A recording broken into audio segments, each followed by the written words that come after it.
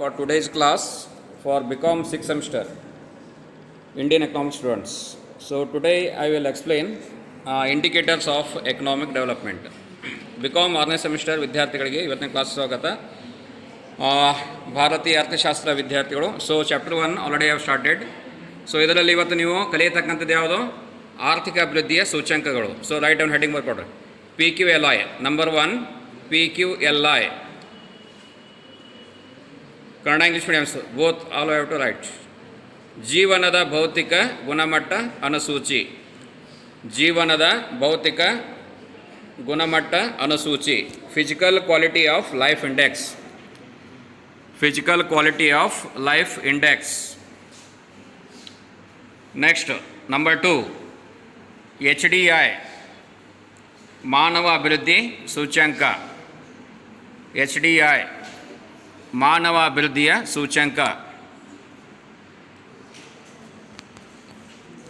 Next number 3 third one SOLI. SOLI standard of living index. Standard of living index SOLI ಜೀವನ ಮಟ್ಟದ ಅನುಸೂಚಿ. ಜೀವನ ಮಟ್ಟದ ಅನುಸೂಚಿ. So these are the 3 indicators which is known as development of economic indicators. ಆರ್ಥಿಕ ಅಭಿವೃದ್ಧಿಯ ಸೂಚಿಗಳು ಅಂತ ಇವುಗಳನ್ನು ನಾವು ಕರಿತೀವಿ.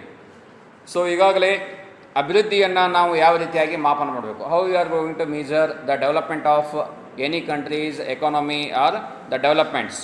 ಅಭಿವೃದ್ಧಿಯನ್ನು ನಾವು ಹೇಗೆ ಮಾಪನ ಮಾಡಬೇಕು ಅಂತಕ್ಕಂಥ ಸಂದರ್ಭದಲ್ಲಿ so here you have to use these are the indicators to measure the development of their economy or their conditions. ಅವರ ಸ್ಥಿತಿಗತಿಗಳು ಅಥವಾ ಆಯಾ ದೇಶಗಳ ಆರ್ಥಿಕ ಅಭಿವೃದ್ಧಿಯನ್ನು ಮಾಪನ ಮಾಡಲಿಕ್ಕೆ ಈ ರೀತಿಯ ಸೂಚಿಗಳನ್ನು ಅಲ್ಲಿ ಉಪಯೋಗ ಮಾಡ್ತಾರೆ ಅಂತ ಹೇಳ್ಬೋದು. So all these comprises may be indicators like health, education, water supply, food and also there are so many other development indicators.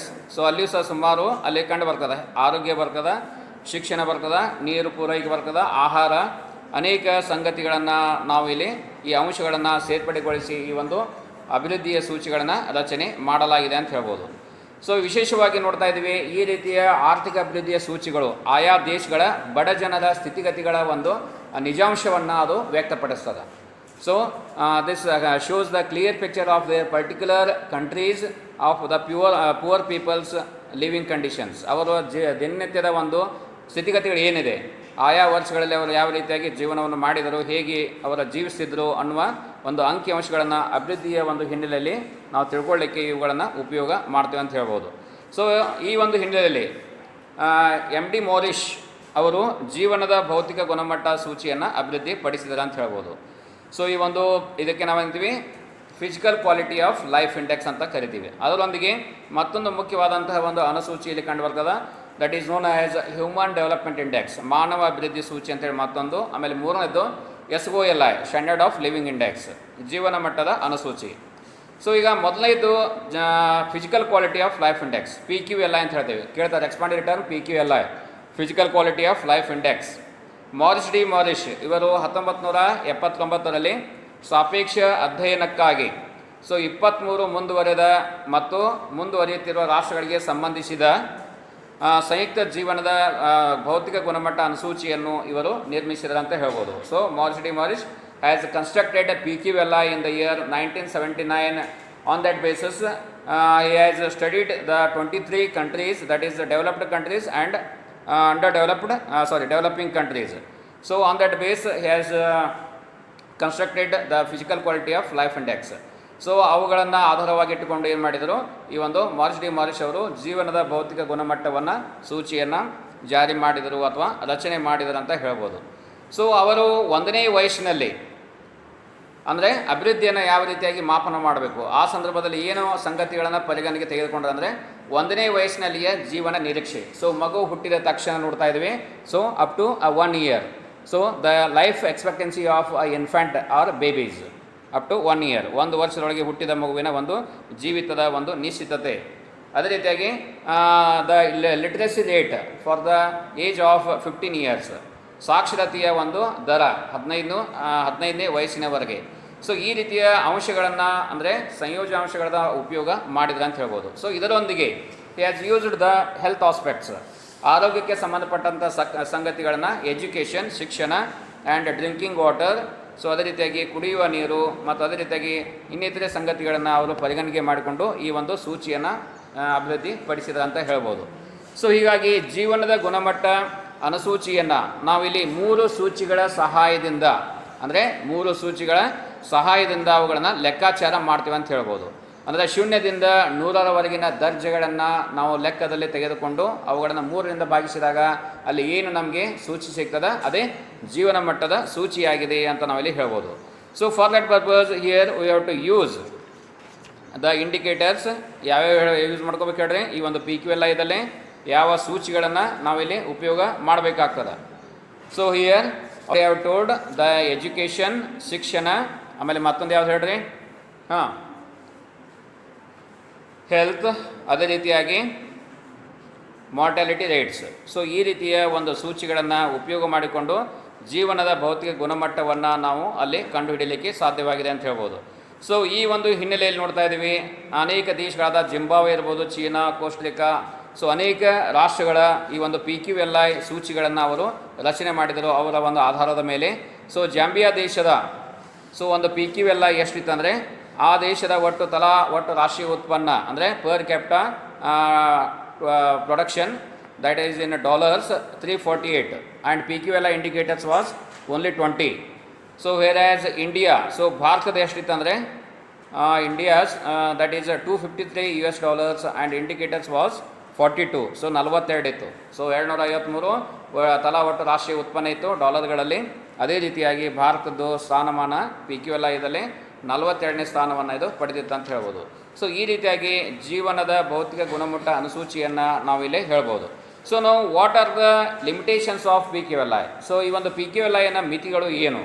So here ಮೊದಲನೇದು ಬರ್ತದ, ಮಾರಿಷ್ ಅವರೇ ಹೇಳುವಂತೆ ಜೀವನದ ಭೌತಿಕ ಗುಣಮಟ್ಟ ಅನುಸೂಚಿಯು ಸೊ ಇದು ಜೀವನ ಅವಶ್ಯಕಗಳ ಒಂದು ಅಳತೆಯ ಅಥವಾ ಸಂಕುಚಿತ ಒಂದು ಅಳತೆಗೋಲ ಅಂತ ಹೇಳ್ಬೋದು. So it is constructed because of the narrow ways, ಅಂದರೆ ಸಂಕುಚಿತವಾದಂತಹ ಒಂದು ನೇಚರನ್ನು ಅಥವಾ ಸ್ವಭಾವವನ್ನು ಇದು ಒಳಗೊಂಡಿದೆ ಅಂದರೆ ಹೇಳೋದು. ಅಂದರೆ ಜೀವನಕ್ಕೆ ಅತ್ಯವಶ್ಯಕವಾದಂತಹ whatever the necessaries are there, so that necessaries are explained in terms of narrow sense, ಅಂದರೆ ಈ ಒಂದು ಸಂಕುಚಿತವಾದಂಥ ಒಂದು ಭಾವನೆಗಳನ್ನ ಒಳಗೊಂಡಿರೋದು ಅದರ ಒಂದು ಮಿತಿ ಅಥವಾ ಇದಂತ ಹೇಳ್ಬೋದು. ಅಂದರೆ ಇದು ಆರ್ಥಿಕ ಬೆಳವಣಿಗೆಯನ್ನು ಅಳೆಯಲಿಕ್ಕೆ ಸಾಧ್ಯ ಆಗುವುದಿಲ್ಲ, ಅದೇ ರೀತಿಯಾಗಿ ರಚನಾತ್ಮಕವಾದಂಥ ಬದಲಾವಣೆಗಳನ್ನು ಇದರಿಂದ ವಿವರಿಸಲಿಕ್ಕೆ ಸಾಧ್ಯವಾಗಿಲ್ಲ ಅಂತ ಹೇಳ್ಬೋದು. ಅಲ್ಲದೆ ಯೋಗಕ್ಷೇಮವನ್ನು ಸಹ ಇದು ಅಳತೆ ಮಾಡುವುದಿಲ್ಲ. So it will not measure the welfare of the human beings and also it will not measure the so many other factors like economic and also the social organizations and their changes in the structural aspects. So ಹೀಗಾಗಿ ಸಾಮಾಜಿಕ ಸಂಘಟನೆಗಳಲ್ಲಿ ಆದಂತಹ ರಚನಾತ್ಮಕ ಬದಲಾವಣೆಗಳಿರ್ಬೋದು, ಅದೇ ರೀತಿಯಾಗಿ ಆರ್ಥಿಕ ವಿಷಯಗಳಲ್ಲಿರ್ಬೋದು, so ಅನೇಕ ಸಂಗತಿಗಳನ್ನು ಈ ಒಂದು PQLI ವಿವರಣೆ ಮಾಡುವುದಿಲ್ಲ ಅಂತ ಹೇಳ್ಬೋದು. ಅದೇ ರೀತಿಯಾಗಿ ಎರಡನೆಯ ಒಂದು ಮಿತಿ, ಮೋರಿಷ್ ಅವರು ತಮ್ಮ PQLI ಅನುಸೂಚಿಯನ್ನು ತಯಾರಿಸುವ ವೇಳೆಯಲ್ಲಿ 3 ಚಲಕಗಳಿಗೆ ಬೇಕಾಬಿಟ್ಟಿ ಪ್ರಾಶಸ್ತ್ಯವನ್ನು ನೀಡಿರುವುದು ಸಹ ಇದು ಟೀಕೆಗೆ ಒಳಪಟ್ಟಿದೆ ಅಂತ ಹೇಳ್ಬೋದು.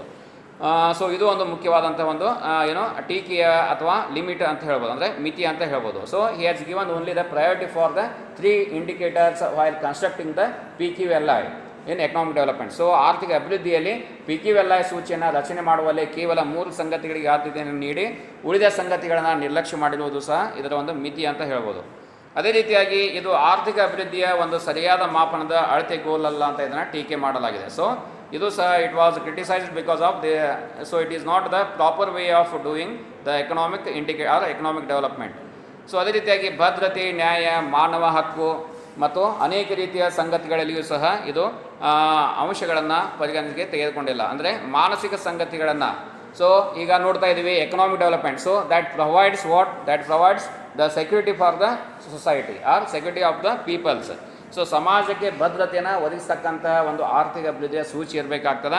ಆದರೆ ಈ ರೀತಿಯ ಒಂದು ಭದ್ರತೆ ಇರ್ಬೋದು ಆ್ಯಂಡ್ ಆಲ್ಸೋ ಸೋಷಿಯಲ್ ಜಸ್ಟಿಸ್, ಸಾಮಾಜಿಕ ನ್ಯಾಯ ಇರ್ಬೋದು, ಅದೇ ರೀತಿಯಾಗಿ ಹ್ಯೂಮನ್ ರೈಟ್ಸ್, ಮಾನವ ಹಕ್ಕುಗಳಿರ್ಬೋದು, ಅದೇ ರೀತಿಯಾಗಿ ಸೈಕಲಾಜಿಕಲ್ ಫ್ಯಾಕ್ಟರ್ಸ್, ಮಾನಸಿಕ ಸಂಗತಿಗಳಿರ್ಬೋದು. ಸೊ ಇವುಗಳನ್ನು ಪರಿಗಣಿಸದೆ ಕೇವಲ 3ಕ್ಕೆ ಮಾತ್ರ ಆದ್ಯತೆಯನ್ನು ನೀಡಿರುವುದು ಈ ಒಂದು ಮಿತಿಯನ್ನು ಇದು ಹೇಳ್ತದೆ ಅಂತ ಹೇಳ್ಬೋದು. ಸೊ ಆದ್ದರಿಂದ ಪಿ ಕ್ಯೂ ಎಲ್ ಐಯು ಸಹ ಇದು ಟೀಕೆಗೆ ಒಳಪಟ್ಟಿದೆ ಅಂತ ಹೇಳ್ಬೋದು. So whatever the deficiencies are found in P Q L I, so that time we can see that another development indicators was founded, that is known as HDI, so Human Development Index, ಮಾನವ ಅಭಿವೃದ್ಧಿ ಸೂಚಿ. So ಈ ಒಂದು P Q L ಐದಲ್ಲಿ ಕಂಡುಬರ್ತಕ್ಕಂಥ ನ್ಯೂನತೆ ದೋಷಗಳು ಏನಿದ್ವು, so ಅವುಗಳನ್ನು ಹೊಡೆದೋಡಿಸಿ ಸ್ವಲ್ಪ ಸುಧಾರಿತವಾದಂತಹ ಮತ್ತೊಂದು ಅಭಿವೃದ್ಧಿ ಸೂಚಿಯನ್ನು ಇಲ್ಲಿ ಮಾಡಲಾಯಿತು ಅಂತ ಹೇಳ್ಬೋದು. ಸೊ ಇದಕ್ಕೆ ನಾವೇನ್ತೀವಿ ಮಾನವ ಅಭಿವೃದ್ಧಿಯ ಸೂಚ್ಯಂಕ ಅಂತ ಹೇಳ್ತೀವಿ. ಸೊ ನಾವು ವಾಟ್ ಈಸ್ ಹ್ಯೂಮನ್ ಡೆವಲಪ್ಮೆಂಟ್, ಮಾನವ ಅಭಿವೃದ್ಧಿ ಅಂದರೆ ಏನು? ಸೊ ಈಗ ಮಾನವ ಅಭಿವೃದ್ಧಿ ವರದಿಯು ಮಾನವ ಅಭಿವೃದ್ಧಿ ಎಂಬ ಪರಿಕಲ್ಪನೆಯನ್ನು, ಜನರ ಆಯ್ಕೆಯ ಪರಿಧಿಯನ್ನು ವಿಸ್ತರಿಸುವ ಒಂದು ಪ್ರಕ್ರಿಯೆ ಅಂತ ಇಲ್ಲಿ ಹೇಳ್ಬೋದು. So here human development is nothing but, so human development as per the report it has defined as human development as the process of enlarging people's choice. ಸೊ ಈಗ ಯಾವ ರೀತಿಯ ಚಾಯ್ಸ್ಗಳನ್ನು ಇದು ಕೊಡ್ತದೆ ಮಾನವ ಅಭಿವೃದ್ಧಿಯ ಒಂದು ಅಭಿವೃದ್ಧಿ ಸೂಚಿಯಲ್ಲಿ ಯಾವ ರೀತಿಯಾಗಿ. So how to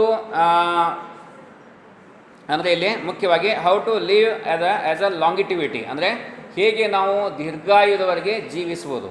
so how to live a longevity ಅಂದರೆ ಈಗ ನೋಡ್ಬೋದು, ಒಬ್ಬ ವ್ಯಕ್ತಿ ಜೀವನ ನಡೆಸಿರ್ತಾನೆ, ಅವನ ಜೀವಿತ ಅವಧಿ ದೀರ್ಘಾಯು ಮಟ್ಟಕ್ಕೆ ಕೂಡಿದೆಯೋ ಅಥವಾ ಅಲ್ಪಾಯು ಮಟ್ಟಕ್ಕೆ ಕೂಡಿದೆಯೋ. ಸೊ ಇದು ಒಂದು ಸಂಗತಿ ಮುಖ್ಯವಾಗಿ ಅಂತ ಹೇಳ್ತೀವಿ. ಅಂದರೆ ಅವನ ವಿಸ್ತೃತವಾದಂತಹ ಒಂದು ಅವಕಾಶಗಳನ್ನು ಇಲ್ಲಿ ಹೇಗೆ ಮಾಡಿಕೊಟ್ಟಿದೆ ಅಂತ, ಅಂದರೆ choice living of that is enlarging the people choice. So ಈ ರೀತಿಯಾಗಿ ಮಾತ್ರವಲ್ಲದೆ ಮತ್ತೊಂದು ಸಂಗತಿ, ಆಮೇಲೆ ಇನ್ನೊಂದೇನು, ಎಜುಕೇಷನ್, ಅಟೈನ್ಮೆಂಟ್ ಆಫ್ ಎಜುಕೇಷನ್, ಶಿಕ್ಷಣದ ಪ್ರಾಪ್ತಿ. ಸೊ ಅದು ಸಹ ಒಬ್ಬ ಮಾನವನ ಒಂದು ಆಯ್ಕೆ ಅಂತ ಹೇಳ್ತೀವಿ ಅಥವಾ choice. So it's also a human beings choice to attain education. So ಹೀಗಾಗಿ ಶಿಕ್ಷಣದ ಪ್ರಾಪ್ತಿಯನ್ನು ಮಾಡಿಕೊಳ್ಳುವುದು ಸಹ ಮಾನವರ ಒಂದು ಆಯ್ಕೆಯಾಗಿದೆ, ಇವತ್ತು ಅವಶ್ಯಕತೆ ಆಗಿದೆ ಅಂತ ಹೇಳ್ಬೋದು. ಅದೇ ರೀತಿಯಾಗಿ to lead happy lifestyle, ಅದೇ ರೀತಿಯಾಗಿ ಒಳ್ಳೆಯ ಜೀವನ, ಉತ್ತಮ ಗುಣಮಟ್ಟದ ಜೀವನವನ್ನು ನಡೆಸ್ಬೋದು. ಸೊ ಈ ರೀತಿಯ ಆಯ್ಕೆಗಳು not only in this sense also the political independence, ಅದೇ ರೀತಿಯಾಗಿ ರಾಜಕೀಯ ಒಂದು ಸ್ವಾತಂತ್ರ್ಯತೆ, ವ್ಯಕ್ತಿಗಳಿಗೆ ರಾಜಕೀಯ ಒಂದು ಸ್ವಾತಂತ್ರ್ಯತೆ ಇರಬೇಕು. ಅದೇ ರೀತಿಯಾಗಿ ಹ್ಯೂಮನ್ ರೈಟ್ಸ್ ಅಂದರೆ ಗ್ಯಾರಂಟಿಡ್ ಹ್ಯೂಮನ್ ರೈಟ್ಸ್ ಇರಬೇಕು. And so many other factors. And self respect ಇರಬೇಕು, ಸ್ವಗೌರವ. ಸೊ ಅನೇಕ ರೀತಿಯ ಸಂಗತಿಗಳು ಮಾನವ ಅಭಿವೃದ್ಧಿ ಅಲ್ಲಿ ಅವರ ಆಯ್ಕೆಗಳನ್ನು ಅದು ಪ್ರತಿಬಿಂಬಿಸುವುದೇ ಮಾನವ ಅಭಿವೃದ್ಧಿಯಾಗಿದೆ ಅಂತ ಹೇಳ್ಬೋದು. ಈ ಹಿನ್ನೆಲೆಯಲ್ಲಿ whatever all these factors that exhibits the people's choice among the so many factors. So ಈ ರೀತಿಯ ಅನೇಕ ಸಂಗತಿಗಳಲ್ಲಿ ಮಾನವರು ತಮ್ಮ ತಮ್ಮ ಆಯ್ಕೆಗಳನ್ನು ಮಾಡಿಕೊಳ್ಳಲಿಕ್ಕೆ ಅಲ್ಲಿ ಸ್ವಾತಂತ್ರ್ಯತೆ ಇರಬೇಕು ಅನ್ನುವುದನ್ನು ಮಾನವ ಅಭಿವೃದ್ಧಿ ಅಂತ ನಾವಿಲ್ಲಿ ಕರೆಯಬಹುದು. ಸೊ ನಾವು in this sense what are the factors which explains HDI. So ಈ ಒಂದು ಹಿನ್ನೆಲೆಯಲ್ಲಿ ಮಾನವ ಅಭಿವೃದ್ಧಿ ಸೂಚಿಯನ್ನು ನಾವು ಯಾವ ರೀತಿಯಾಗಿ ಇಲ್ಲಿ ಹೇಳ್ಬೋದು. So here the first one is longevity, ದೀರ್ಘಾಯುಷ್ಯ. ಅಂದರೆ ಈಗ ಪ್ರತಿಯೊಬ್ಬರ ಒಂದು ಚಾಯ್ಸ್ ಏನಿರ್ತದ, ಪ್ರತಿಯೊಬ್ಬರ ಒಂದು ಆಸೆ ಏನಿರ್ತದ, ವಾಟ್ ಈಸ್ ಹೇಳ್ರಿ, ಪ್ರತಿಯೊಬ್ಬರ ಆಸೆ ಏನು? ಬೇಗನೆ ಸಾಯಬೇಕಂತ ಇರ್ತದೋ, ಬಹಳ ಅವಧಿಯವರೆಗೆ ಜೀವಿಸಿ ಶತಾಯುಷಿಯಾಗಿ ಸಾಯ್ಬೇಕಂತ ಇರ್ಬೇಕದು? ಏನು? What is your choice? Individual choice and the society choice. Okay, so ಈಗ individual become society. Okay, family ಆಗ್ತದೆ, ಫ್ಯಾಮಿಲಿಗಳು ಕೂಡಿಕೊಂಡು ಸೊಸೈಟಿ ಆಗ್ತದೆ. ಓಕೆ, ಕುಟುಂಬಗಳು ಕೂಡಿಕೊಂಡಾಗ ಏನಾಗ್ತದೆ? ಸಮಾಜ ಆಗ್ತದೆ ಅಥವಾ ಸಮಾಜದ ಅಂಗ ಆಗ್ತದೆ ಅಂತ ಹೇಳ್ಬೋದು. ಸೊ ಈ ಒಂದು ಹಿನ್ನೆಲೆಯಲ್ಲಿ ಸೊ ಎಲ್ಲರ ಒಂದು ಅಭಿಲಾಷೆ ಏನಿರ್ತದ, ಸೊ ಎಲ್ಲರ ಒಂದು ವಿಶ್ ಏನಿರ್ತದ, ದೀರ್ಘಾಯುವವರೆಗೆ ಒಳ್ಳೆಯ ಆರೋಗ್ಯಯುತವಾದಂತಹ ಜೀವನವನ್ನು ನಡೆಸಬೇಕು. So that is the first factor. So which it has to be taken in while constructing the HDI indicators. And the second one is educational attainment. So ಎಲ್ಲರ ಒಂದು ಆಸೆ ಏನಿರ್ತದ, so we have to get the education, ಶಿಕ್ಷಣವನ್ನು ಪಡೆಯಬೇಕು ಎಂಬ ಆಸೆ ಎಲ್ಲರಲ್ಲಿಯೂ ಸಹ ಇರ್ತದೆ ಅಂತ ಹೇಳ್ಬೋದು. So for that purpose government of India and so many states provided the free education for primary and high school and even up to college level. So ಉಚಿತ ಶಿಕ್ಷಣವನ್ನು ಇಲ್ಲಿ ಭಾರತ ಮತ್ತು ರಾಜ್ಯ ಸರ್ಕಾರಗಳು ಕೊಡ್ತಾ ಇದ್ದಾವೆ ಅಂತ ಹೇಳ್ಬೋದು. ಸೊ ಹೀಗಾಗಿ ಎಲ್ಲರಿಗೂ ಈ ಒಂದು ಶಿಕ್ಷಣದ ಪ್ರಾಪ್ತಿ ಆಗಬೇಕು ಅನ್ನುವ ಒಂದು ಉದ್ದೇಶ ಅಂತ ಹೇಳ್ಬೋದು. ಸೊ ಈ ಒಂದು ನಿಟ್ಟಿನಲ್ಲಿ ಪ್ರಾಥಮಿಕ, ಪೂರ್ವ ಪ್ರಾಥಮಿಕ, ಮಾಧ್ಯಮಿಕ, ಸೊ ತೃತೀಯ, ಸೊ ಈ ರೀತಿಯ ಒಂದು ಪ್ರಾಶಸ್ತ್ಯವನ್ನು ನೀಡಿ ಅಲ್ಲಿ ಮಾಡಲಾಯಿತು ಅಂತ ಹೇಳ್ಬೋದು. ಸೊ ಹೀಗಾಗಿ ಶಿಕ್ಷಣದ ಪ್ರಾಪ್ತಿ ಇದು ಸಹ ಮತ್ತೊಂದು ಮುಖ್ಯವಾದಂಥ ಸಂಗತಿ. And the third one is standard of living, ಜೀವನದ ಒಂದು ಮಟ್ಟ. ಸೊ ಈಗ ಮಾನವದ ಒಂದು ಅಭಿವೃದ್ಧಿಯನ್ನು, ಜೀವನ ಮಟ್ಟವನ್ನು ಕೊಳ್ಳುವ ಶಕ್ತಿಯ ಸರಿಸಮಾನತೆ ಮೇಲೆ ಮಾಪನ ಮಾಡಬಹುದು. So here the living of standard living of ಬರ್ಕೊಡಿ. ಥರ್ಡ್ ಒನ್, ಎರಡನೇದು ಮೂರನೇದು ಯಾವ್ದು ಹೇಳ್ರಿ? So before to start, so ಇಲ್ಲಿ ಜೀವನ ಮಟ್ಟ. ಸೊ ಇಲ್ಲಿ ಬರ್ಕೊಡ್ರಿ, ಒಂದು ಫಾರ್ಮುಲಾ ಬರ್ಕೊಡ್ರಿ. HDI ಬರ್ಕೊಡ್ರಿ. HDI ಈಸ್ ಈಕ್ವಲ್ ಟು, ಎಲ್ಲರೂ ಬರ್ಕೊಡ್ರಿ, ಕನ್ನಡ ಇಂಗ್ಲೀಷ್ ಮೀಡಿಯಮ್ಸ್ ಕೇಳ್ತಾರೆ. ಕ್ಯಾಲ್ಕುಲೇಟ್ ಅಂತ ಬರ್ಕೊಡ್ರಿ, ಅಲ್ಲಿ ಒಂದು ಎಕ್ಸಾಂಪಲ್ ಬರ್ಕೊಡ್ರಿ. Calculate HDI by using the following datas. Calculate HDI by using the following data. Calculate HDI by using the following data. ಅಲ್ಲಿ ಬರ್ಕೊಡ್ರಿ. LEI 0.62, LEI 0.62, comma EAI capital words ಎಲ್ಲ, EAI 0.78, comma real GDP per capita index, real GDP REAL GDP per capita PGR CAPITA index INDEX. ನೈಜ ತಲಾ ಆದಾಯ ಅನುಸೂಚಿ 0.52. ಅಂಕಿಅಂಶಗಳನ್ನು ಉಪಯೋಗಿಸಿಕೊಂಡು ಮಾನವ ಅಭಿವೃದ್ಧಿ ಸೂಚಿಯನ್ನು ಕಂಡುಹಿಡಿಯಿರಿ. ಅಂಕಿಅಂಶಗಳನ್ನು ಉಪಯೋಗಿಸಿಕೊಂಡು ಮಾನವ ಅಭಿವೃದ್ಧಿ ಸೂಚಿಯನ್ನು ಕಂಡುಹಿಡಿಯಿರಿ. ಹಾಂ ಮಾಡಿರಿ. ಸೊ ನಾವು ಬರ್ಕೊಡಲ್ಲಿ HDI is equal to, so write down the formula. HDI Human Development Index is equal to LEI bracket ನಲ್ಲಿ ಹಾಕ್ರಿ. Life expectancy index, life LIFE life expectancy index plus EAI capital words, EAI educational attainment index plus real GDP per capita index divided by 3. Kannada mediums ಬರ್ಕೊಡ್ರಿ. HDI is equal to LEI ಜೀವನ ನಿರೀಕ್ಷೆ ಅನುಸೂಚಿ, LEI ಬ್ರ್ಯಾಕೆಟ್ನಲ್ಲೇ ಜೀವನ ನಿರೀಕ್ಷೆ ಅನುಸೂಚಿ plus ಶಿಕ್ಷಣ ಪ್ರಾಪ್ತಿ ಅನುಸೂಚಿ EAI ಶಿಕ್ಷಣ ಪ್ರಾಪ್ತಿ ಅನುಸೂಚಿ plus ನೈಜ ತಲಾ ಆದಾಯ ಅನುಸೂಚಿ, ನೈಜ ತಲಾ ಆದಾಯ ಅನುಸೂಚಿ.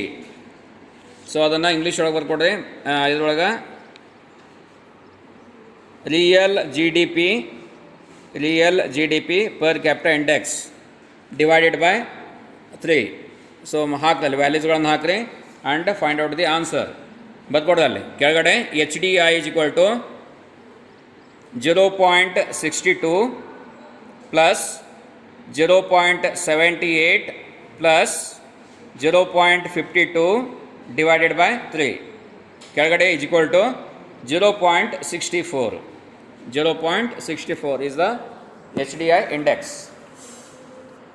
ಸೊ 0.64 ಏನಿದು HDIನ ಒಂದು ಸೂಚಿ ಅಂತ ಹೇಳ್ಬೋದು. ಸೊ ಈ ರೀತಿಯಾಗಿ ಮಾನವ ಅಭಿವೃದ್ಧಿ ಸೂಚಿಯನ್ನು ಕಂಡುಹಿಡಿಯಲಾಗ್ತದೆ. ಸೊ ನಿಮ್ಗೆ ಕೇಳ್ತಾರೆ ಎಕ್ಸಾಮ್ದಲ್ಲೇ, ಸೆಮಿಸ್ಟರ್ ಎಕ್ಸಾಮ್ದಲ್ಲಿ 2 ಮಾರ್ಕ್ಸ್ ಅಥವಾ 5 ಮಾರ್ಕ್ಸ್ ಕ್ವಶನ್ ಇದ್ರ ಮೇಲೆ ಬರ್ತದೆ. ಸೊ ನಾವು I will move on to the next point, that is limitations. What are the limitations of HDI? So here limitations are known as criticisms or so many, that is disadvantages factors ಅಂತ ಹೇಳ್ತೀವಿ. ಅನಾನುಕೂಲತೆಯ ಸಂಗತಿಗಳು, ದೋಷಗಳು, R deficiencies ಅಥವಾ ಮಿತಿಗಳು, ಅಥವಾ ಇದಕ್ಕೆ ನಾವು ಟೀಕೆಗಳು ಅಂತಲೂ ಸಹ ನಾವು ಈ ಒಂದು ಮಿತಿಗಳನ್ನು ಕರೆಯಬಹುದು. So what are those? So ಯಾವ ರೀತಿಯ ಈ ಒಂದು ಮಿತಿಗಳು ಅಥವಾ ದೋಷಗಳನ್ನು ಇದು ಒಳಗೊಂಡಿದೆ? ಮಾನವ ಅಭಿವೃದ್ಧಿಯ ನಿರ್ಧಾರದಲ್ಲಿ ಕೇವಲ 3 ಅನುಸೂಚಕಗಳನ್ನು ಪರಿಗಣಿಸಿದರೆ ಸಾಲದು.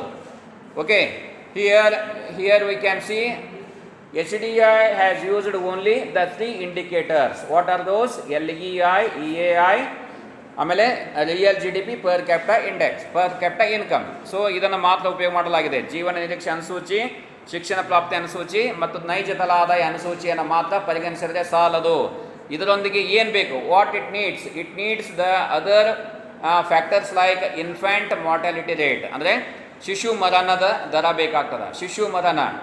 ಸೊ ಈಗ ನೋಡ್ತೀವಿ, ಜೀವನ ನಿರೀಕ್ಷೆ ಅಂದ ತಕ್ಷಣ ಮಗು ಹುಟ್ಟಿದ ತಕ್ಷಣ ದೀರ್ಘಾಯುದವರೆಗೆ ಬಾಳ್ತದೋ ಅಥವಾ ಉಳಿತದೋ ಇಲ್ವೋ ಅನ್ನೋದು ಗೊತ್ತಾಗೋದಿಲ್ಲ. So that is why also need mortality, ಅಂದರೆ ಇನ್ಫ್ಯಾಂಟ್ ಮಾರ್ಟಾಲಿಟಿ ಬೇಕು. And also good quality food ಬೇಕು, ಅಂದರೆ ಪೌಷ್ಟಿಕಾಂಶದ ಒಂದು ಆಹಾರ. ಈ ಸಂಗತಿಗಳನ್ನು ಅಲ್ಲಿ ಪರಿಗಣನೆಗೆ ತೆಗೆದುಕೊಳ್ಳಬೇಕಾಗ್ತದೆ ಅಂತ ಹೇಳ್ಬೋದು. ಸೊ ಇದನ್ನು ತೆಗೆದುಕೊಳ್ಳದೇ ಇರುವುದರಿಂದ ಇದು ಅದರ ಒಂದು ಮಿತಿಯಾಗಿದೆ ಅಥವಾ ದೋಷವಾಗಿದೆ ಅಥವಾ ಇದನ್ನು ವಿಮರ್ಶೆ ಮಾಡಲಾಗಿದೆ ಅಂತ ಹೇಳ್ಬೋದು. ಆ್ಯಂಡ್ ದ ಸೆಕೆಂಡ್ ಒನ್, ಮಾನವ ಅಭಿವೃದ್ಧಿ ಅನುಸೂಚಿಯು ಸಾಪೇಕ್ಷ ಅಂದಾಜಾಗಿದೆಯೇ ಹೊರತು ನಿರಪೇಕ್ಷ ಅಂದಾಜವಲ್ಲ ಅಂತ ಇದನ್ನು ಹೇಳಲಾಗಿದೆ. ಮಾನವ ಅಭಿವೃದ್ಧಿ ಸೂಚಿಯು ಇದು ಸಾಪೇಕ್ಷವಾಗಿದೆಯೇ ಹೊರತು ನಿರಪೇಕ್ಷವಾಗಿಲ್ಲ ಅಂತ ಇಲ್ಲಿ ಹೇಳ್ಬೋದು.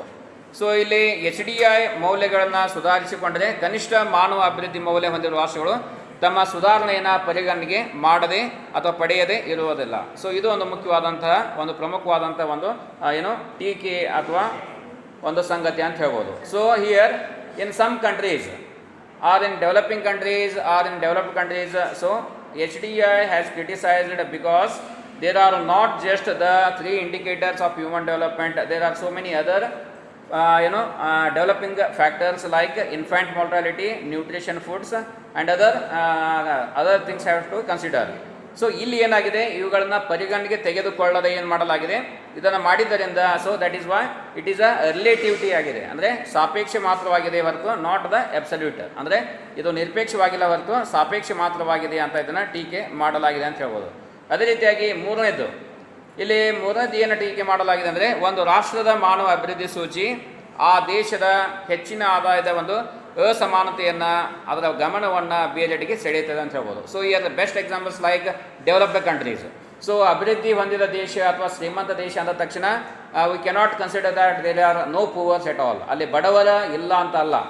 ಸೊ ಮುಂದುವರೆದಂಥ ದೇಶಗಳಲ್ಲಿ ಏನಾಗ್ತದೆ, ಶ್ರೀಮಂತ ದೇಶ ಅಂದ ತಕ್ಷಣ ಅಲ್ಲಿಯೂ ಬಡವರಿದ್ದಾರೆ. ಸೊ ಅವ್ರು ಏನಾಗ್ತದೆ, ಅದರೊಳಗೆ ಮಾಯವಾಗಿ ಹೋಗಿಬಿಡ್ತಾರೆ ಅಂತ. ದೇಶದ ಒಂದು ರಾಷ್ಟ್ರೀಯ ಆದಾಯ ಹೆಚ್ಚಿಗಿದೆ, ಶ್ರೀಮಂತ ದೇಶ ಅಂತ ಹೇಳ್ತೀವಿ, ಅದರಲ್ಲಿ ಬಡವರು ಇರ್ತಾರೆ, ಬಡವರನ್ನು ತೋರಿಸಲಿಕ್ಕೆ ಸಾಧ್ಯವೇ ಆಗುವುದಿಲ್ಲ. ಇದು ಈ ಒಂದು ಸೂಚಿಯ ಅಭಿವೃದ್ಧಿ ಸೂಚಿಯ ಒಂದು ನ್ಯೂನತೆ ಅಥವಾ ದೋಷ ಇದೆ ಅಂತ ಹೇಳ್ತೀವಿ. ಸೊ ಇದು ಒಂದು ಮುಖ್ಯವಾದಂಥ ಒಂದು ಅನಾನುಕೂಲತೆ ಅಂತ ಹೇಳ್ಬೋದು. ಇನ್ನು ಮತ್ತೊಂದು ಇಲ್ಲಿ ಹೇಳ್ಬೋದು, ಈ ಒಂದು ವಿಧಾನಕ್ಕಿಂತ ಒಟ್ಟು ದೇಶೀಯ ತಲಾ ಉತ್ಪನ್ನ ದರ್ಜೆಯೊಂದಿಗೆ ಇತರ ಸಾಮಾಜಿಕ ಅಂಶಗಳನ್ನು ಪರಿಗಣಿಸಿದರೆ ಒಂದು ಪರ್ಯಾಯ ಮಾರ್ಗವಾಗಬಹುದು ಅಂತ ಹೇಳ್ಬೋದು. So it has to be a good indicators while considering the other social factors. So ಇದರೊಂದಿಗೆ ಇನ್ನಿತರೆ ಸಾಮಾಜಿಕ ಸಂಗತಿಗಳನ್ನು ಪರಿಗಣನೆಗೆ ತೆಗೆದುಕೊಳ್ಳಬೇಕಾಗಿತ್ತು. ಇನ್ನು ಮತ್ತೊಂದು ನೋಡಲಾಗಿದೆ, so it has not given the priority for the qualitative aspect. ಗುಣಮಟ್ಟಕ್ಕೆ ಯಾವುದೇ ರೀತಿಯ ಪ್ರಾಶಸ್ತ್ಯವನ್ನು ನೀಡದೇ ಇರುವುದು ಈ ಒಂದು ಮಾನವ ಅಭಿವೃದ್ಧಿ ಸೂಚಿಯ ಒಂದು ಪ್ರಮುಖ ದೋಷವಾಗಿದೆ ಅಂತ ಹೇಳ್ಬೋದು. ಈ ವಿಧಾನದಲ್ಲಿ ನೈತಿಕ ಅಂಶಗಳ ಪರಿಗಣನೆಗೆ ತೆಗೆದುಕೊಳ್ಳಲಾಗಿದೆ. So here the real factors are considered under this aspect. So ಈ ಒಂದು ವಿಧಾನದಲ್ಲಿ ನೈತಿಕ ಸಂಗತಿಗಳ ಪರಿಗಣನೆಯನ್ನು ತೆಗೆದುಕೊಳ್ಳಲಾಗಿದೆ ಅಂತ ಹೇಳ್ಬೋದು. So this is all about HDI, human development index ಆಯಿತು. And next I will move on to the third point, right on standard of living index, ಜೀವನ ಮಟ್ಟದ ಅನುಸೂಚಿ. ಸೊ PQLI ಆಯಿತು, HDI ಆಯಿತು, ಈಗ SOLI. ಈಗ ಆರ್ಥಿಕ ಅಭಿವೃದ್ಧಿಯನ್ನು ಮಾಪನ ಮಾಡಲು ಬಳಸಲಾಗುವ ಇನ್ನೊಂದು ಮಾನದಂಡವೆಂದರೆ ಜೀವನ ಮಟ್ಟದ ಅನುಸೂಚಿ. So this is another form of indicators of economic development. ಇದು ಸಹ ಮತ್ತೊಂದು ಮುಖ್ಯವಾದಂತಹ ಈ ಒಂದು PQLI HDI ಆದಂತೆ ಮತ್ತೊಂದು ಮುಖ್ಯವಾದಂಥ ಒಂದು ಅನುಸೂಚಿ ಅಂತ ನಾವು ಹೇಳ್ಬೋದು. ಈಗ ಅರ್ಥಶಾಸ್ತ್ರದ ಅಭಿಪ್ರಾಯದಲ್ಲಿ ನೋಡ್ತಾ ಇದ್ವಿ, ಅನುಭೋಗದ ಏರಿಕೆ ಉನ್ನತದ ಒಂದು ಜೀವನ ಮಟ್ಟ ಆರ್ಥಿಕ ಅಭಿವೃದ್ಧಿಯ ಸೂಚಿ ಅಂತ ಹೇಳ್ಬೋದು. So the higher priority of consumption and also the high standard of living, that is also considered as a development indicators. So ಇಲ್ಲಿ ನೋಡಿ, ಅದಕ್ಕೆ ಯಾವ ರೀತಿಯಾಗಿ ಭಿನ್ನತೆ ಇದೆ. ಸೊ ಇಲ್ಲಿ ಅನುಭೋಗಕ್ಕೆ ಪ್ರಾಶಸ್ತ್ಯವನ್ನು ನೀಡಲಾಗಿದೆ. ಯಾರು ಹೆಚ್ಚು ಅನುಭೋಗದ ಪ್ರಕ್ರಿಯೆಗಳನ್ನು ಮಾಡ್ತಾರ, ಕೇವಲ ತಿನ್ನೋದು ಉಣ್ಣೋದು ಮಾತ್ರವಲ್ಲ, ಇನ್ನಿತರೆ ಚಟುವಟಿಕೆಗಳಲ್ಲಿ ಅನುಭೋಗದ ಪ್ರಕ್ರಿಯೆಗಳನ್ನು ಮಾಡುವುದು, ಸರಕುಗಳನ್ನು ಉಪಯೋಗಿಸುವುದು, ಕಾರ್ಗಳನ್ನು ಯೂಸ್ ಮಾಡೋದು, ಲಕ್ಸರಿ ಲೈಫನ್ನು ಮೇಂಟೈನ್ ಮಾಡುವುದು, ಉತ್ತಮ ಜೀವನ ಶೈಲಿ, ಆಧುನಿಕ ಶೈಲಿಯನ್ನು ಅಳವಡಿಸಿಕೊಳ್ಳುವುದು. So all these considered as where all is considered in a development aspect. ಅಭಿವೃದ್ಧಿಯ ಹಿನ್ನೆಲೆಯಲ್ಲಿ ಸಂಗತಿಯಲ್ಲಿ ಇವುಗಳನ್ನು ಸಹ ಪರಿಗಣನೆಗೆ ತೆಗೆದುಕೊಳ್ಳಬೇಕು ಅಂತ ಈ ಸೂಚಿಯನ್ನು ಹೇಳಲಾಗಿದೆ ಅಂತ ಹೇಳ್ಬೋದು. ಸೊ ಈ ಒಂದು ದೃಷ್ಟಿಕೋನದ ಪ್ರಕಾರ ನೈಜ ತಲಾ ಆದಾಯ, ನೈಜ ರಾಷ್ಟ್ರೀಯ ಆದಾಯದಲ್ಲಿನ ಬದಲಾಗಿ ಜೀವನ ಮಟ್ಟವನ್ನು ಆರ್ಥಿಕ ಅಭಿವೃದ್ಧಿಯ ಸೂಚಿಯನ್ನಾಗಿ ಪರಿಗಣಿಸಬೇಕು ಅಂತ ಇದು ವಾದವನ್ನು ಮಾಡ್ತದೆ. So there we can see there are lot of other factors which depending on what the particular or individual's life developments. ಜೀವನದ ಅಭಿವೃದ್ಧಿಗೆ ಸಂಬಂಧಪಟ್ಟ ಹಾಗೆ ಅಲ್ಲಿ ಅನೇಕ ರೀತಿಯ ಸೂಚಿಗಳಿದಾವೆ. ಆದರೆ ಇಲ್ಲಿ ಏನು ಹೇಳ್ತದೆ, ಅನುಭೋಗದ ಪ್ರಕ್ರಿಯೆಗಳು ಅದರೊಂದಿಗೆ ಅವರು ಮಾಡ್ತಕ್ಕಂಥ ಒಂದು ಜೀವನ ಶೈಲಿಯ ಮೇಲೆ ಹೆಚ್ಚು ಬೆಳಕನ್ನು ಚೆಲ್ಲಿದೆ ಅಂತ ಹೇಳ್ಬೋದು. ಸೊ ಹೀಗಾಗಿ for that purpose what are the average population consumption percentage? What is the average percentage consumption? So ಎಷ್ಟು ಇದೆಪ್ಪ ಆ ಭಾರತ ದೇಶದಲ್ಲಿಯೇ ಸರಾಸರಿ ಅನುಭೋಗದ ಪ್ರಮಾಣ ಎಷ್ಟು ಹೆಚ್ಚಿಗಿದ್ರೆ ನಮ್ಮ ದೇಶ ಅಭಿವೃದ್ಧಿ ಹೊಂದಿದ ದೇಶ, ಶ್ರೀಮಂತ ದೇಶ ಅಂತ ಹೇಳ್ತೀವಿ. ಈಗ ಅದೇ ರೀತಿಯಾಗಿ ಸುಮಾರು ಅನೇಕ ದೇಶಗಳ ಉದಾಹರಣೆಗಳನ್ನು ಸಹ ನಾವಿಲ್ಲಿ ಕೊಡ್ಬೋದು. ಮುಂದುವರೆದ ದೇಶಗಳು, developed countries, on the basis of consuming the goods, ಸರಕುಗಳನ್ನು ಹೇಗೆ ಸೇವನೆ ಮಾಡ್ತೀವಿ ಅವುಗಳ ಸರಾಸರಿ ಈ ಒಂದು ಶೇಕಡಾವಾರು ಬೆಲೆ ಪ್ರಮಾಣದ ಮೇಲೆ ಏನು ಮಾಡ್ಬೋದು, ನಾವು ಅಭಿವೃದ್ಧಿ ಹೊಂದಿದ ದೇಶ ಅಂತ ಹೇಳ್ಬೋದು. ಸೊ ಅದೇ ರೀತಿಯಾಗಿ ಲಿವಿಂಗ್ ಲೈಫ್ ಸ್ಟೈಲ್ಸ್, ಜೀವನದ ಒಂದು ಶೈಲಿಗಳು. ಸೊ ಹಳ್ಳಿಯ ಜನರ ಜೀವನ ಮಟ್ಟ ಮತ್ತು ನಗರ ಪ್ರದೇಶ ಜೀವನದ ಮಟ್ಟದಲ್ಲಿ ನೋಡ್ತಾ ಇದ್ದೀವಿ, ವ್ಯತ್ಯಾಸಗಳನ್ನು ನೋಡ್ತಾ ಇದ್ದೀವಿ.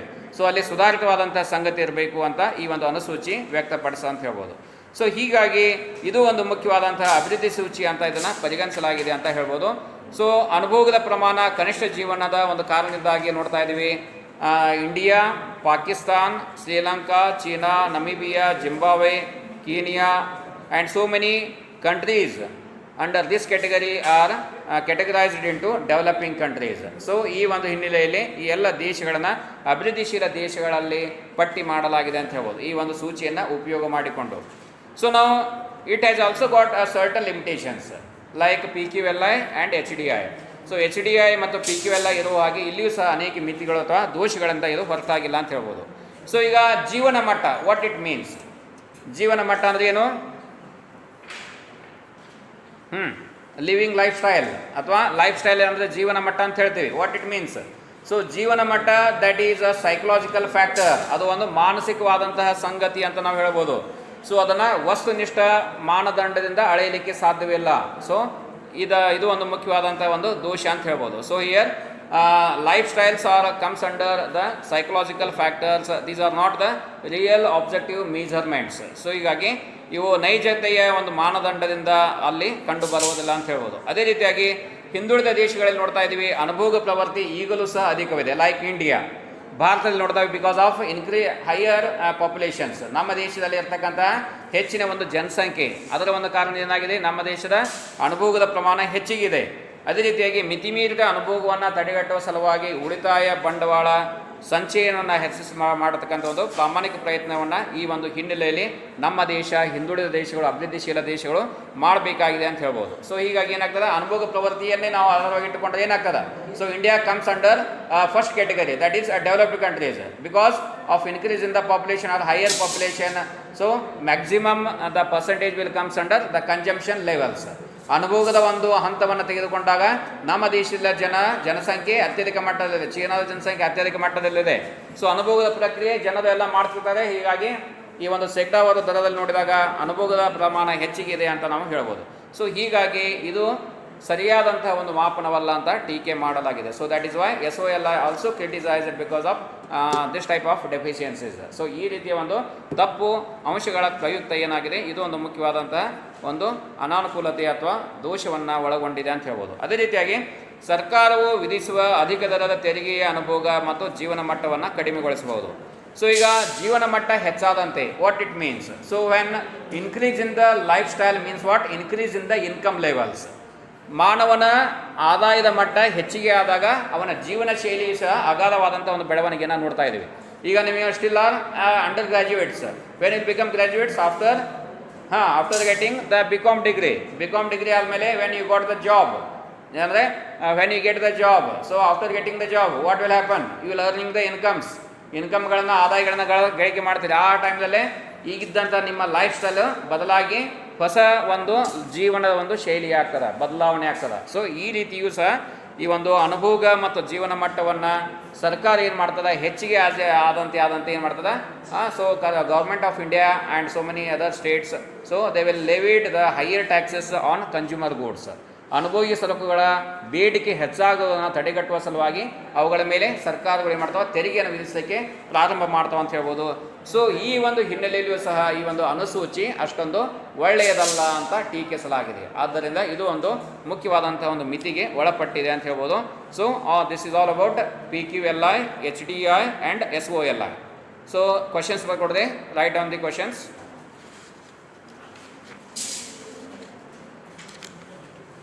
Right a note on essay type question ಬರ್ತದೆ, ಇವನ್ ಟೆಸ್ಟ್ದಲ್ಲಿ ಬರ್ಬೋದು.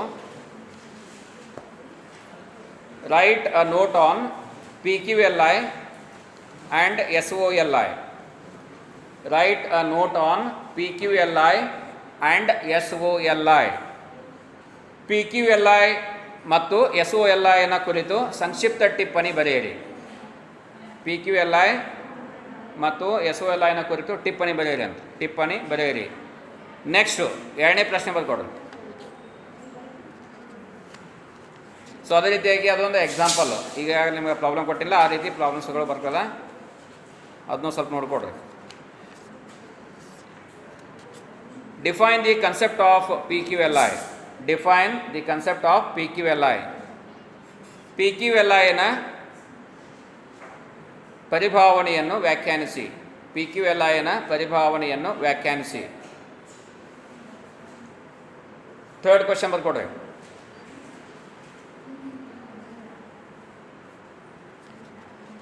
What is human development? ಮಾನವ ಅಭಿವೃದ್ಧಿ ಎಂದರೇನು? What is human development? ಮಾನವ ಅಭಿವೃದ್ಧಿ ಎಂದರೇನು?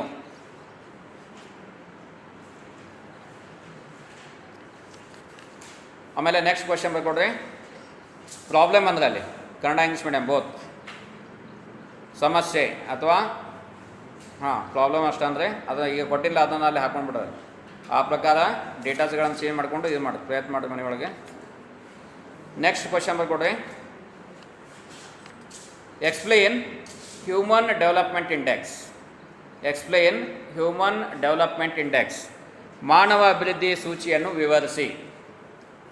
ಮಾನವ ಅಭಿವೃದ್ಧಿ ಸೂಚಿಯನ್ನು ವಿವರಿಸಿ. ನೆಕ್ಸ್ಟ್ ಕ್ವಶನ್ ಬರ್ಕೊಡ್ರಿ. Discuss indicators of economic development. Discuss indicators of economic development. ಆರ್ಥಿಕ ಅಭಿವೃದ್ಧಿಯ ಸೂಚಿಗಳನ್ನು ಚರ್ಚಿಸಿ. ಆರ್ಥಿಕ ಅಭಿವೃದ್ಧಿಯ ಸೂಚಿಗಳನ್ನು ಚರ್ಚಿಸಿ. ಅಲ್ಲಿ ಮೂರು ಬರಬೇಕವು, PQLI, HDI ಆಮೇಲೆ SOLI. ಓಕೆ. ಸೊ ಇದರ ಸಲುವಾಗಿ ನೀವು ಕನ್ನಡ ಮತ್ತು English medium all have to refer these 2 books written by HRK. Old ಬುಕ್ಕನ್ನು ರೆಫರ್ ಮಾಡಿರಿ. Even also you can refer PUC second year books. ಅಲ್ಲಿ ಇದು ಬರ್ತದೆ ನೋಡಿ, first year books Indian economic development ಅಂತ ಬರ್ತದೆ ನೋಡಿರಿ, ಆ ಬುಕ್ಕನ್ನು ರೆಫರ್ ಮಾಡಿರಿ. And this is old syllabus book. Okay, ನ್ಯೂದಲ್ಲಿ ಇದೆ, ಅದನ್ನೂ ಸಹ ರೆಫರ್ ಮಾಡಿ.